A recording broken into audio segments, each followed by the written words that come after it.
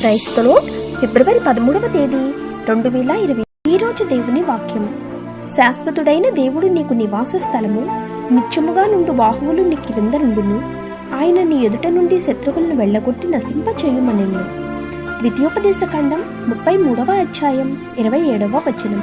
ప్రియమైన సహోదరి సహోదరులారా, మనము చేయుచున్న పనులు దేవుని దృష్టిలో మంచివే అయినప్పుడు వాటి యొక్క ప్రతిఫలం మన ఊహకు అందని రీతిలో ఉండును.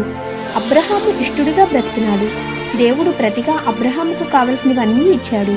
ఒక వ్యక్తి దేవునికి ఇష్టుడిగా లేకుండా ఎంత లోకంలో సంతోషం వెతికినను వాటిలో తృప్తి కనుగొనలేడు. అది ఒక ఎండమావుల్లా దగ్గరగా ఉన్నట్టు ఉంటుంది, కానీ అంతకంతకు క్షీణించిపోవును. దేవుని మీద ఆనుకున్నప్పుడు ఆయన మనకు ఆశ్రయదుర్గముగా ఉండును. మనుషుల దగ్గరకు వెళ్ళి చేతులు చాచాల్సిన స్థితి ఎన్నడూ ఉండదు.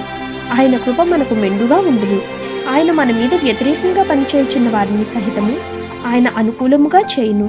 మన చిత్తమును తీసివేసి ఆయన చిత్తమును మనము నెరవేర్చిన ఎడల ఆయన బాహువు మనకి నిత్యముగా నుండును. ఆమేన్. God bless you.